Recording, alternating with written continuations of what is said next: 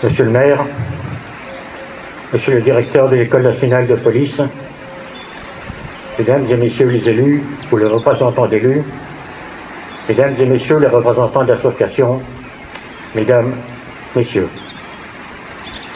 Quand, le 2 août 1914, l'Allemagne, qui, la veille, avait déclaré la guerre à la Russie, adresse un ultimatum à la Belgique, lui enjoignant de laisser libre passage à ses armées, l'opinion publique française ne put y voir autre chose qu'une volonté délibérée d'oppression. L'invasion de la Belgique ne pouvait que renforcer, en France, le sentiment que l'on était victime d'une action longuement préparée, réfléchie et totalement injustifiable.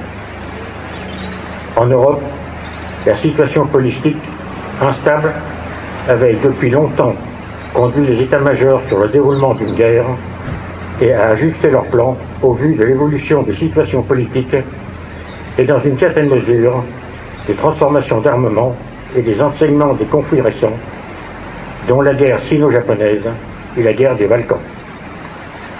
Malheureusement, les projets allemands étaient mieux élaborés, en prévoyant une attaque foudroyante contre la France, qui projetait de mettre hors d'état de se défendre en quelques semaines.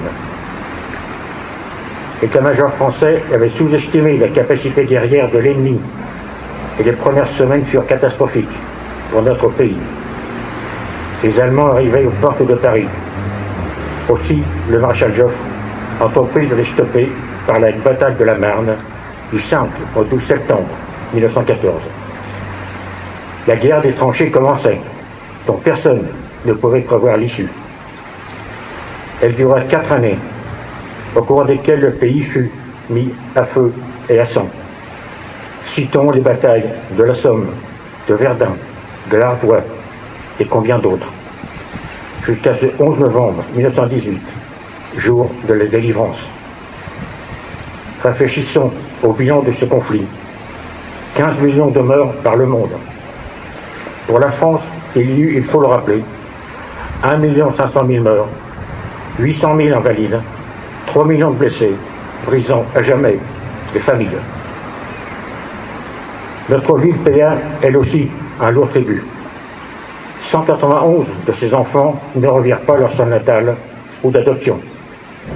Et ceux qui en revinrent furent traumatisés, à jamais dans leur corps et leur esprit. Jamais ils ne purent oublier, comme tous les anciens combattants, quels qu'ils soient, de quelque conflit que ce soit. Pensons à nos valeureux poilus, qui, de retour dans le pays, ont repris tant bien que mal leurs activités, en essayant de se reconstruire et de reconstruire la France. Dès le début, ils ont voulu entretenir le devoir de mémoire, en créant des associations d'anciens combattants, des monuments à la gloire de leurs copains, de leurs frères d'armes, tombés au service de la patrie, pour qu'on ne les oublie pas, pour que leur sacrifice n'ait pas été vain, pour qu'ils ne soient pas morts pour rien.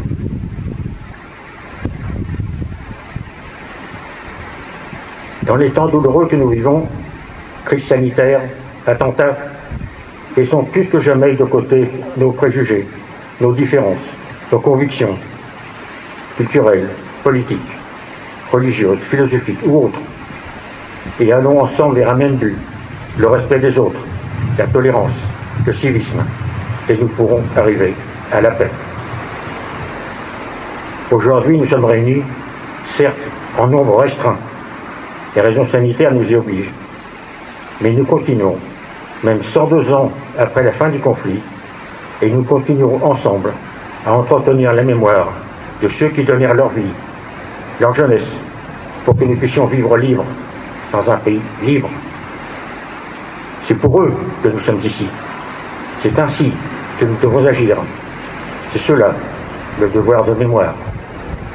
Je vous remercie de votre attention.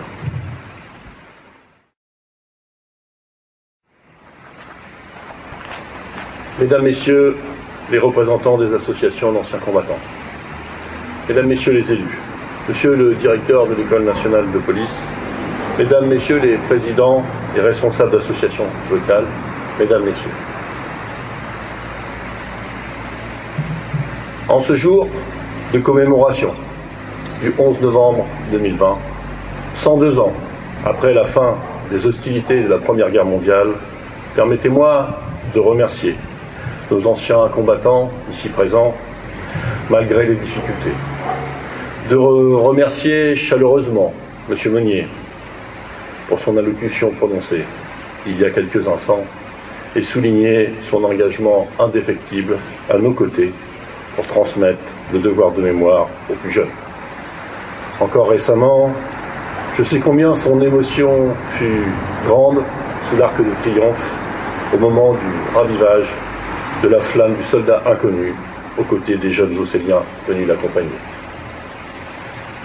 Permettez-moi également, en cet instant, d'évoquer les faits récents qui ont marqué notre pays.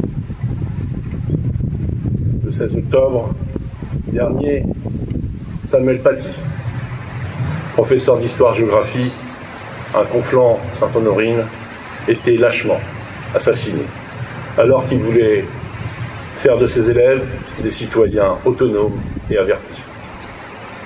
Quel a été son crime? Enseigner aux jeunes le libre arbitre et la liberté d'expression. Quelle a été son arme? Le sens critique. Car c'est bien là la hantise des auteurs de ces actes terroristes. S'en prendre aux enseignants, comme en 2015 aux caricaturistes, c'est chercher à détruire cette tradition française qui, d'Honoré Daumier à Charlie Hebdo, en passant par Molière, Voltaire, veut éveiller les consciences en maniant la dérision, l'ironie et le sens critique. Après les victimes des attentats de Toulouse, de Montauban, de Paris, de Saint-Étienne-du-Rouvray, de Trèbes, de Strasbourg ou de Nice, très récemment, notre pays a perdu de nouveau l'un des siens. Permettez-moi, au nom de tous les Océliennes et les Océliens, de rendre une nouvelle fois hommage à toutes ces victimes inutiles. Montrons que quand notre liberté est menacée, nous répondons par la fraternité, comme nous le faisons avec fidélité lors de chacune de nos commémorations. Nous ne céderons rien, ni à l'obscurantisme, ni à la haine, quel qu'en soit le motif. Fuyons le prêt-à-penser et les amalgames. Soyons curieux, soyons imaginatifs.